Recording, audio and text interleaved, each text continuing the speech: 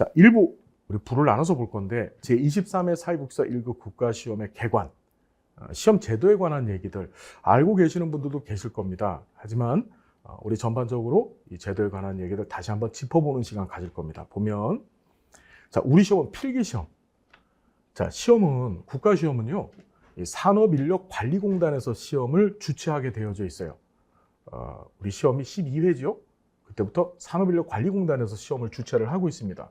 기존에는 한국사회복지사협회에서 주최를 했는데 산업인력관리공단에서는 시험 분류를 이제 국가 자격증을 관리하는 곳이잖아요. 거기서 이 사회복지사 1급 시험 같은 경우에는 전문 자격증이라고 합니다. 그리고 전문 자격증을 취득하기 위해서는 자, 필기 시험 과정, 그다음에 면접 시험 과정, 그다음에 실기 시험 과정 이렇게 세 가지 과정이 있어요. 그런데 우리 시험은 필기 시험밖에 없습니다. 필기 시험만 합격을 하시면 1급 자격증을 취득하실 수 있다는 뜻이 되는 겁니다. 아시겠죠? 어떤 얘기인지. 자, 계속 보겠습니다. 자, 23회 사회복지사 1급 시험의 예상일, 여러분들이 시험을 보시는 날을 제가 예상을 하는데 이제까지 한 번도 제 예상이 틀린 적이 없었습니다. 우리 법에는 어떻게 되어 있냐면 시험을 보기 90일 전에 보건복지부 장관이 시험일을 공고하게 되어져 있습니다. 한국사회복지사협회장이 공고하게 되어져 있습니다. 죄송합니다. 무슨 얘기인지 아시겠죠?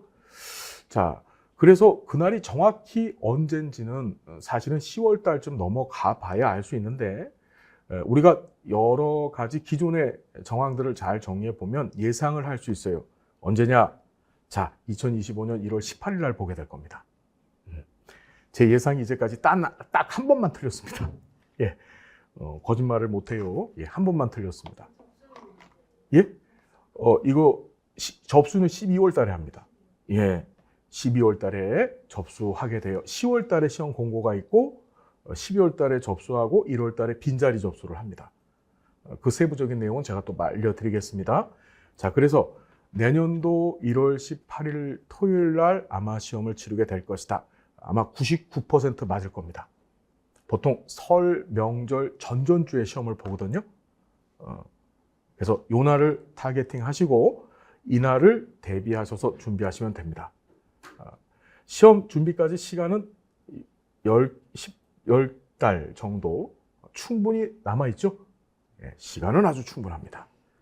자, 볼게요. 자, 이 시험의 근거를 잠깐 살펴보면 이 법, 아까 전에도 말씀드렸지만 사회복지사업법에 근거합니다. 한번 여쭤볼까요? 몇 년도에 사회복지사 자격증 제도가 도입됐다고요? 우리나라에?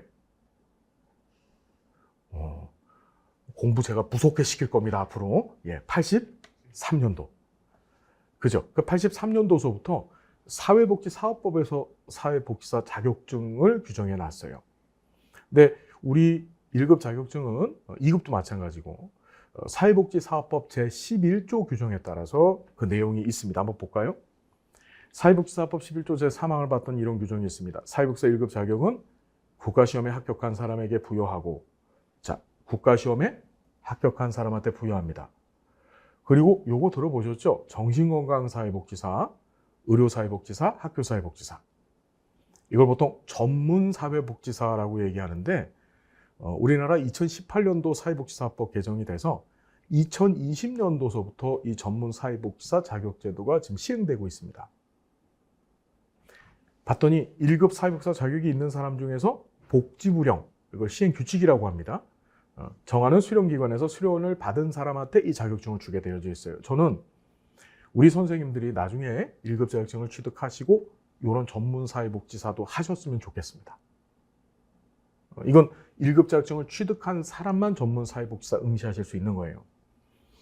이게 한국사회복지사협회의 오래된 요청에 의해서 만들어진 자격증들인데 이 전문사회복지사 영역을 지금 늘리겠다는 것이 이제 협회 방침이고 그 다음에 앞으로 그렇게 될 겁니다.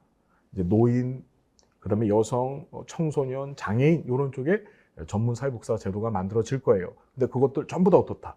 1급 자격증이 있어야만, 그리고 수련을 받아야만 자격증을 취득할 수 있는 겁니다. 그러니까 이 얘기는 무슨 소리냐? 시간이 갈수록 1급 자격증은 우리한테 필요하다는 얘기가 되는 겁니다. 현장에서 1급과 2급은 철저하게 구분이 되어질 겁니다. 지금도 그런 경향이 심하죠. 예를 들어 사회복지관 내에서 신규 사회복지사를 채용을 할 때는 우리 사회복지사들이 많이 가고 싶어하는 실천 현장이 복지관이죠. 거기는 1급 자격증 거의 필수입니다. 아시죠, 여러분? 이것이 더 이제 강화되어질 거예요. 그래서 1급 자격증 꼭 있으셔야 된다. 내가 좋은 현장에서 근무를 하시고 싶으시다면. 근데 2급으로도 병원에 취업했었는데 그거 병원이요? 네. 의료사회복지사는 아니었었을 겁니다. 의료사회복지사협회 민간협회가 있긴 한데 그 병원에서 우리 선생님을 의료사회복지사라고 호칭했나요? 아니 그냥 사회복지사. 그렇죠. 그 병원에서 그냥 사회복지사를 둔 경우고요. 여기 의료사회복지사는 이제 법정 국가 자격증입니다. 그러니까 이걸 취득하셔야 정식 자격증을 갖고 계신 것이고 거기에 맞는 처우를 받을 수 있는 겁니다. 요새 요양병원 같은 데서 맞아요. 사회복지사들 채용해서 프로그래머로 사용을 합니다. 요양병원에서. 그런데 그것이 의료사회복지사는 절대 아닙니다. 예, 의료사회복지사는 1급 자격증 취득 후에 국가자격증을 수련을 받으셔야만 국가 자격증으로 의료사회복지사 자격증이 찍혀서 받는 거예요. 여기 나와 있지 않습니까? 자, 1급 사회복지사 자격이 있는 사람 중에서, 그죠? 보건복지부 장관령으로 정한 수련기관에서 수련을 보통 1000시간 받습니다. 1년 동안. 됐죠? 무슨 얘기인지? 그러니까 병원에서 일을 한다고 무조건 의료사회복지사가 아니라는 얘기 드리는 겁니다. 2020년부터 이게 시행이 됐다 그랬죠? 2020년도부터는 국가 자격증으로 의료사회복지사 자격증 제도가 생길 겁니다. 됐죠? 예. 자, 넘어가겠습니다. 사회복지사법 시행령 제3조를 봤더니 앞에서도 잠깐 말씀드렸죠. 복지부 장관이 국가시험을 매년 한 번 이상 실시를 해요. 이 자격증은 복지부 장관 명의로 줍니다. 그래서 국가 자격증이에요. 예를 들자면 물리치료사 아시죠? 간호조무사, 요양보호사 이분들 물리치료사는 아닙니다. 간호조무사나 요양보호사님들 같은 경우에는 자격증을 누가 줍니까? 시도지사가 발급하게 되어져 있어요. 시도지사가. 어떤 얘기인지 알겠죠? 자치단체장이 주는 자격증입니다. 그런데 얘는 국가 중앙 부서인 보건복지부 장관이 주는 자격증이에요. 자, 보고요. 1급 국가시험은 필기시험만 봅니다. 말씀드렸죠? 산업인력관리공단에서 수행하는 시험 방법이 3가지인데 필기가 있고 면접이 있고요.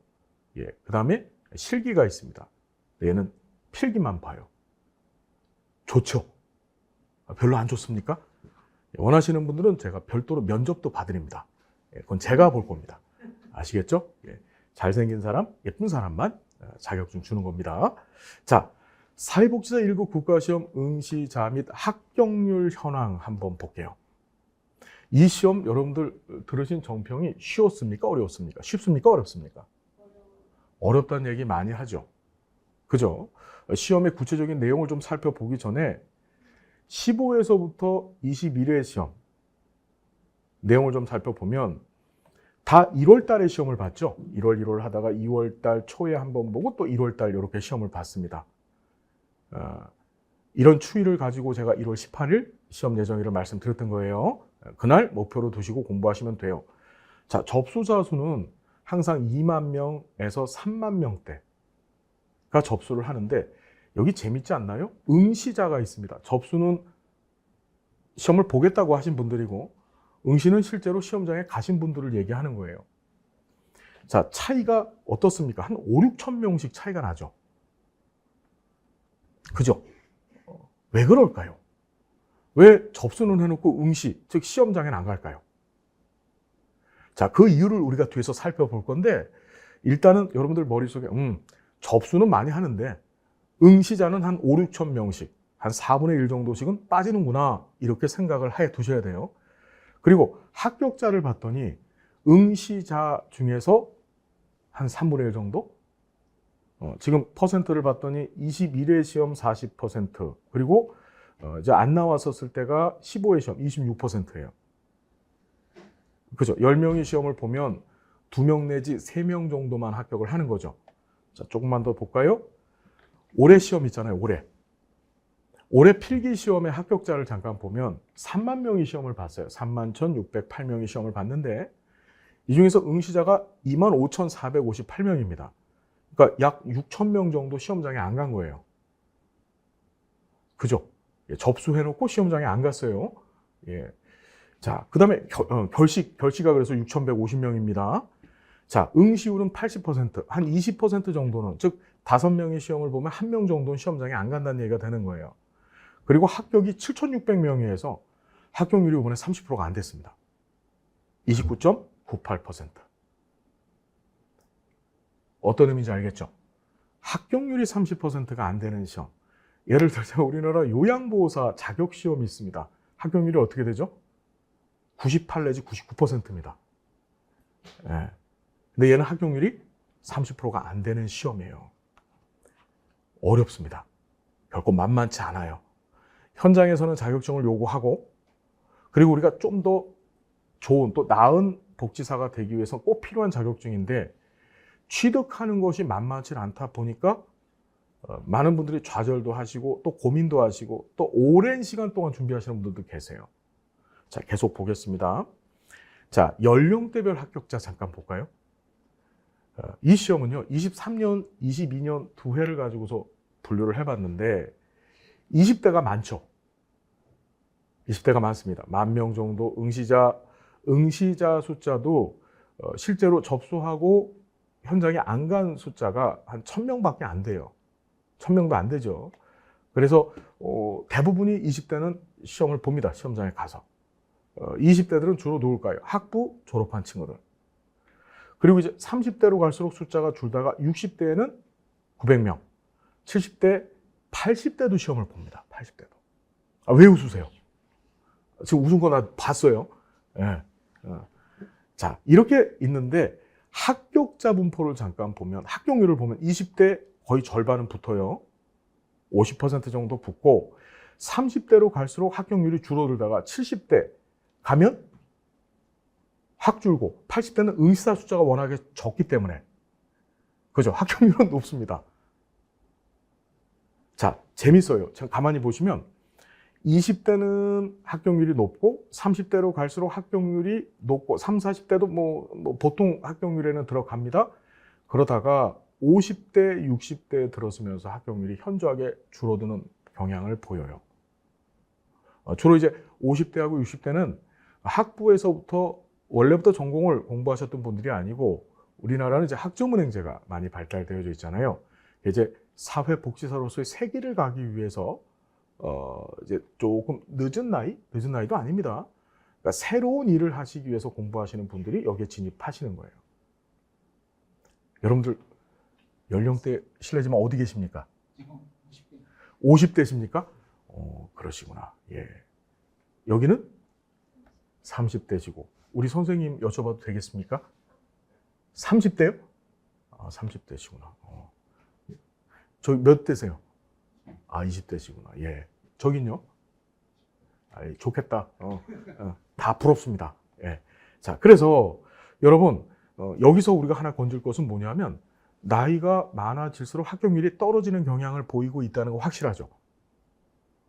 그죠? 20대들의 합격률은 절반 정도는 되는 거예요. 자, 계속 보자고요. 자, 왜 그런지는 뒤에서 이제 다시 설명을 드리겠습니다. 이 시험은요, 좀 특이합니다. 그러니까 합격을 정하는 규정이 조금 특이해요. 여러분들 한번 여쭤보겠습니다. 이 시험의 과목이 몇 개죠? 몇 과목 시험 봐요? 응? 8과목? 우리 선생님 9과목이요? 그럼요. 몇 과목 시험 보십니까? 이거 되게 중요해요. 몇 과목 시험 보지? 응? 8과목 시험 보나요? 8과목 시험 보죠? 예. 생초보시구나. 자, 농담이고. 자, 이 시험은 되게 중요해요. 왜 이 과목 개념이 중요하냐면, 이 시험은요, 합격을 위해서는 2가지 조건을 충족을 해야 됩니다. 그 2가지 조건이 뭐냐면, 얘는 과락 조건이 있어요. 과락. 무슨 조건? 과락이란 말 들어보셨죠? 이게 과목별 낙방이에요. 과목별 낙방. 그러니까 얘는, 자, 과락 조건은 뭐냐면, 과목별로 100분위 기준 40점. 그러니까 40점이 되지 못하면 100점 만점에 40점이 되지 못하면 과락을 당합니다. 그게 첫 번째 조건이에요. 자, 두 번째는 총점 조건입니다. 총점. 총점은 모든 과목들을 합한 점수가 그러니까 60점, 100점 만점 기준으로 60점 이상이 돼줘야 되는 거예요. 자, 과락이라는 것이 과목별 낙방이잖아요. 자, 말씀을 드리겠습니다. 얘는 과목이 3개입니다. 8개 아니에요. 과목이 몇 개입니까? 이게 되게 중요해요. 과목이 3개입니다. 자, 과목이 3개고 그 과목 안에 8개 영역이 들어있는 겁니다. 아시겠나요? 그러니까 어떻게 되어 있냐면 이렇게 되어 있어요. 아이고 허리야. 자, 그래서 요거 지울게요. 예. 과목의 이름이 첫 번째가 사회복지 기초라고 하는 과목입니다. 이게 과목 이름이에요. 과목 이름. 그리고 요 안에 2가지 영역, 인간, 행동과 사회환경. 그 다음에 사회복지 조사론. 이라고 하는 영역이 이 안에 들어있는 겁니다. 과목과 영역을 구분할 수 있어야 돼요. 자, 그 다음에 두 번째 과목 이름이 사회복지 실천입니다. 실천론이 아니고 실천이에요, 실천. 요 안에 사회복지 실천론, 그 다음에 실천 기술론, 지역사회 복지론. 들어보셨나요? 이렇게 3가지 영역이 들어있는 겁니다. 그리고 세 번째가 사회복지 정책과 제도라고 하는 과목이 있습니다. 한번 해볼까요? 아이고, 일부러 일어났지. 떨어지라고 일부러, 그치? 다시, 사회복지 정책과 제도. 이게 과목 이름이에요. 법으로 정해놓은 과목 이름이고, 요 안에 사회복지 정책론, 사회복지 행정론, 사회복지 법제론. 요 3 영역이 있는 거예요. 여러분들이 시험장에 가셔서 시험을 보실 때는 어떻게 시험을 보냐면 1교시 때 1과목 하나를 통째로 시험 봅니다. 인간행동과 사회환경, 그 다음에 사회복지조사론을 한꺼번에 시험 보는 거예요. 2교시 때 실천론, 실천기술론, 지역사회복지론을 한꺼번에 시험을 봅니다. 3교시 때 사회복지정책론, 행정론, 법제론을 한꺼번에 시험을 보시는 거예요. 아시겠죠? 자, 그러면 얘네들은 어떻게 구성이 되어져 있냐면 한 영역당 25문제씩으로 구성되어 있어요. 다. 그럼 총 문제가 몇 개죠? 빨리 계산. 8 곱하기 25 얼마죠? 5세입니다. 하나, 둘, 셋, 넷. 100개요? 200. 훌륭하십니다. 우리 선생님 반드시 합격이십니다. 두 분은 계산이 안 되십니까? 200문제를 보는 겁니다. 총 200문제를. 1교시 때 50문제를 봐요. 2교시 때 75문제, 3교시 때 75문제. 이렇게 시험을 보시는 거예요.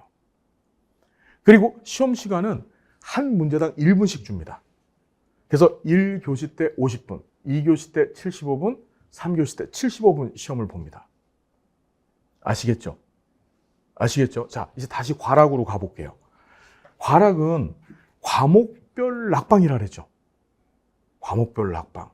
그 점수가 몇 점? 100점 만점 기준에 40점 미만이 되어지면 과락이 되는 거예요.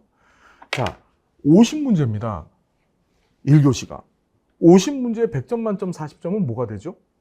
40%는? 5, 4, 20. 20문제가 되죠. 여러분 재밌어요. 20문제입니다. 20문제. 즉 20문제 이상만 맞으면 과락이 안 된다는 얘기가 되는 거죠. 얘는 되게 재밌는 게 우리 사회복지 조사론 많이들 어려워하시잖아요. 저하고 공부하면 하나도 안 어렵습니다. 올해 연배가 많으신 분들이 다 조사론 좋은 점수 받으셨다고 합격수기를 써주셨어요. 조사론을 정말 공부를 못하고 빵점을 맞았습니다. 빵점 맞았어요. 그런데 인간행동과 사회환경에서 5개 틀려갖고 한 문제당 1점입니다. 5개 틀려서 20점 맞은 겁니다. 그래도 과락입니까? 아닙니까? 얘 과락 아니에요. 무슨 말인지 되세요? 과락이 아닙니다. 다시 얘기한다면 2개를 합쳐서 계산을 하기 때문에 하나가 빵점을 맞아도 얘가 20점만 맞아주면 100분이 40% 20문제에만 충족이 되어지면 20개 맞춘 것만 되면 과락이 아니기 때문에 얘는 과락이 아닌 게 됩니다. 더 쉽게 얘기하면 빵점 맞는 영역이 있어도 과락을 안 당한다는 뜻이에요. 아시겠죠? 여러분 1년에 한 3만 명 시험 봐요. 아까 전에 봤죠? 3만 명 정도 시험을 보시게 되는데 그중에 과락이 잘 나오면 하나 내지 둘 나옵니다. 이 과락자가 된다는 것은 일종의 영광입니다. 저는 시험 준비를 하시려면 합격을 위한 준비를 하시든지 아니면 과락 받으실 준비를 하시든지 평생 자랑하고 다닐 만한 거예요. 내가 3만 분의 1의 확률을 뚫고 과락당했다 이러고서. 별로 감흥이 없으시네. 자, 과락 걱정할 필요 있다 없다? 없는 겁니다, 이 시험은. 예를 들어서 2교시에서 실천론, 실천기술론, 지역사회 복지론이 있는데 지역사회 복지론을 빵점 맞았다. 얘는 자 75니까 75에 40%면 몇 문제가 되는 겁니까? 35문제가 되는 거죠. 실천론 쉽습니다. 여기서 20문제 맞고 여기서 15개 맞고 얘를 빵점 맞아도 과락을 당한다 안 당한다? 과락 안 당합니다. 알겠죠? 얘도 마찬가지입니다.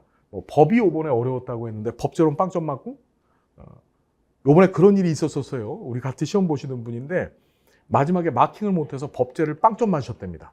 마킹을 못했어요. OMR 카드에다가. 그런데 합격하셨습니다. 다른 것들을 잘 보신 거야.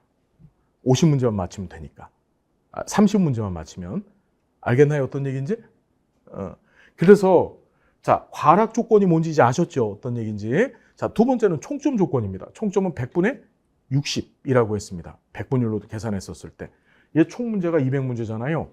그럼 200문제 곱하기 60이니까 어떻게 되죠? 100? 6, 22, 120문제가 되는 거죠.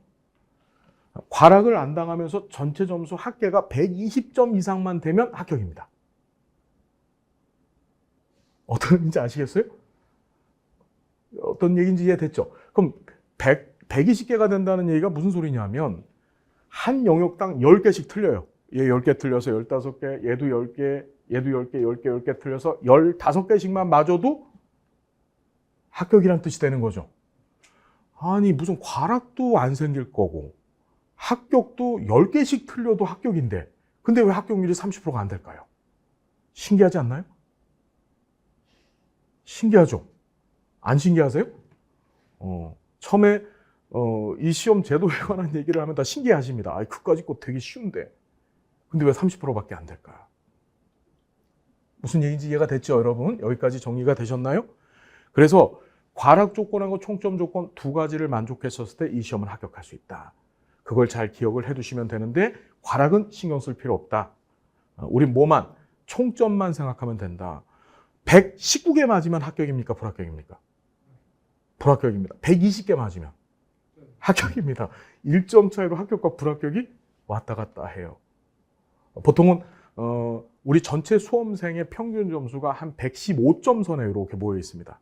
한 5개만 더 맞으면 합격인데 그게 안 돼서 불합격되는 경우가 많은 거예요. 알겠죠, 여러분? 자, 그래서 시험은 이렇게 생겼다. 200점 만점 문제 형식은 객관식 몇 지선다형? 5지선다형으로 봅니다.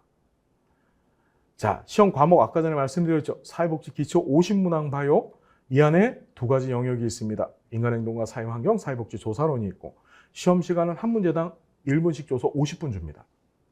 자, 이 교시는 과목이 실천입니다. 실천론이 아니고 이 안에 실천론, 실천기술론, 지역사회 복지론 세 가지 영역이 있고 그러니까 과목과 영역을 구분해 두셔야 돼요. 그리고 각각 1분씩 75분 동안 풀게 돼 있고요. 3교시는 정책과 제도입니다. 과목 이름이. 그리고 그 안에 정책론, 행정론, 법제론 한꺼번에 75문제를 주고 75분 동안 풀라고 합니다. 아시겠죠? 자, 시험이 이렇게 생겼다. 75분 동안 봅니다. 자, 시험 과목비 자, 보면 일반적으로 시험장에는 9시에 입시를 합니다. 시험장의 공고는 우리가 원서 접수를 할 때 본인이 시험 장소를 선택하게 되어져 있어요. 그래서 제가 우리 해커스에서도 마찬가지고 시험을 보실 때 그러니까 원서 접수를 하는 날 빨리 원서 접수하시라고 하면 문자 메시지가 갈 겁니다.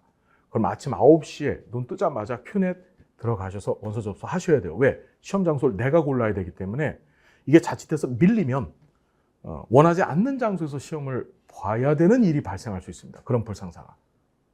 알았죠? 어떤 얘기인지? 그래서 그 시험장에 가시게 되면 시험날 우리 1월 18일 날 시험장에 가시게 되면 9시에 들어가셔서 9시 반부터 시험 봅니다. 그리고 점심시간이 있습니다. 보통은. 점심시간을 한 40에서 50분 정도 주고 이 점심시간은 1교시, 2교시 시험 보고 나서 그리고 나서 점심시간 갖고 그리고 3교시 시험을 보는 거예요. 아시겠죠? 여러분 점심시간이 있기 때문에 점심시간에는 어떻게 하셔야 됩니까, 여러분? 삼겹살 불판, 삼겹살, 상추, 공깃밥 3개 준비해 갖고 가셔서 점심시간 때 잔치를 벌이시고서 3교시 시험을 보시면 됩니다. 맞죠? 예. 다 졸리우세요? 예. 자, 농담이고요.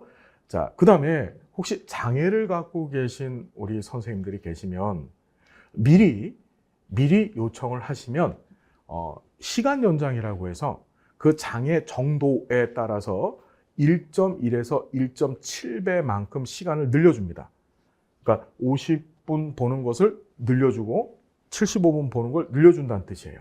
그러니까 장애를 갖고 계신 분들은, 장애를 갖고 계신 우리 선생님들은 꼭 시험 그 접수할 때 이 연장 요청을 하셔야 됩니다. 하셔야만 이 연장하실 수 있어요. 자, 계속 볼게요. 자, 합격 기준. 앞에서 말씀드렸던 내용 그대로입니다. 그래서 합격 결정하는데 우리 법 시행령을 보면 매 과목 사할, 우리 과락 얘기하는 겁니다. 40점 이상, 전과목 총점 6할, 120개 이상 맞으면 된다. 됐죠? 근데 과락 나올 염려는 거의 없으니까 신경 쓰지 말고 총점 120개를 맞추는데 초점을 두시면 충분히 합격할 수 있고, 이때 합격 예정자라고 합니다. 무슨 예정자, 여러분? 합격자가 아니고 필기시험을 합격하신 분들은 합격 예정자라고 해요. 왜 그러냐? 이 합격하신 분들은 이 사람이 사회복지사 1급 시험을 볼 수 있는 자격을 갖고 있는 사람인가 를 확인하기 위해서 관련된 서류들을 제출하게 되어져 있어요. 그래서 그걸 한국사회복지사협회에다 제출을 하면 협회에서 서류 검토를 하고, 그러니까 필기시험 합격한 다음에 한국사회복지사협회에서 그 제출받은 서류를 검토한 후에 최종적으로 합격자를 3월 달에 발표합니다. 이해됐나요? 그러니까 필기시험 합격한 사람은 그냥 합격 예정자라고 하는 거예요. 됐죠? 그리고 최종적인 합격자는 서류 검토가 끝난 사람들이 최종 합격자가 되는 겁니다. 자, 계속 볼게요. 자, 합격자 결정 기준, 합격 예정자는 한국사회복지사협회에서 응시자격 서류 심사를 실시를 합니다. 그리고 요거 정해진 기간 내에 요거 안 내면 꼭 내야 됩니다. 그래서 한 일주일 주는데요. 빨리 내고 빨리 처리를 받으셔야 돼요. 그럼 자격증이 나오고 그거 안 내시면 합격하셨다 할지라도 최종 불합격 처리돼 버립니다. 자, 뭐 그런 내용들이 있고요. 자, 응시 자격입니다. 응시 자격을 보면 다음 각호에 하나에 해당하는 사람 해서 뭐 쭉 얘기가 나와 있는데,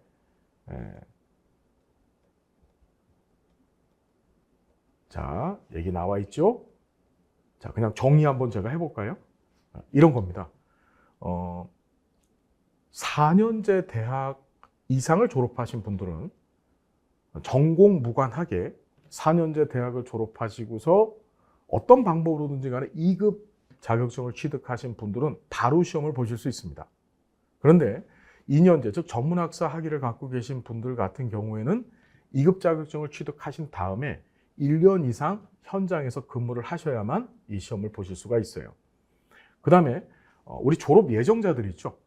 그러니까 내년에 학위를 받으시는 분들은 내년 2월 28일까지, 그러니까 우리 시험 1월 달에 보고 나서 2월 달에 합격 예정자 발표를 해요. 합격 예정자 발표되고 2월 28일까지 졸업장이나 또는 2급 자격증 취득이 가능하신 분들은 다 시험을 보실 수 있습니다. 무슨 얘기인지 이해가 되셨죠? 예. 자, 그렇게 정리하시면 되고, 자, 시험을 보실 수 없는 분들이 계세요. 그걸 결격사유라고 하는데, 이런 분들은 복지사가 될 수 없습니다. 피성년 후견인, 피한정 후견인 판정받으신 분 혹시 계세요? 옛날엔 이걸 금치산자, 한정치산자라고 했거든요.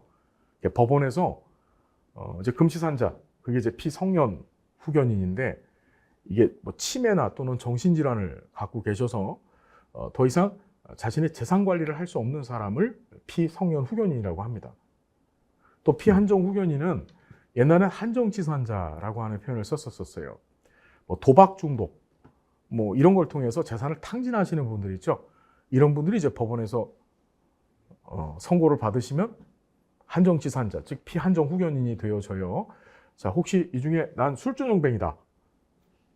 예, 없죠? 예. 자, 그 다음에 금고 이상의 형을 선고받고 집행이 끝나지 아니한 사람들, 즉 현재 감옥에 계신 분들이 있죠. 금고 이상의 형은 금고 징역 사형을 얘기합니다. 혹시 지금 사형 받으신 분 계세요? 없죠. 그래서 이분들은 시험 보실 수 없어요. 현재 감옥에 계신 분들. 자, 그 다음에 마약, 대마 중독자들, 요새 이거 되게 많다고 하더라고요. 송파에서 오셨다 그랬죠? 강남 그쪽이 이게 되게 유행이라고 하던데. 예. 파트장님도. 네. 예. 그래서, 자, 그 다음에 정신질환자는 안 되는데, 정신질환자 같은 경우에도 전문의가 복지사 자격증 취득할 수 있다고 인정을 해주면 가능합니다. 됐죠? 이 정도. 여러분들은 여기 조건에 해당되지 않는 걸로 여겨지고, 만일에 궁금하신 게 있으시면은 조금 이따가 질문 시간에 다시 저한테 질문을 주십시오. 자, 취소 사유는 뭐 그냥 나쁜 짓 하면 취소 당합니다. 자, 넘어가겠습니다.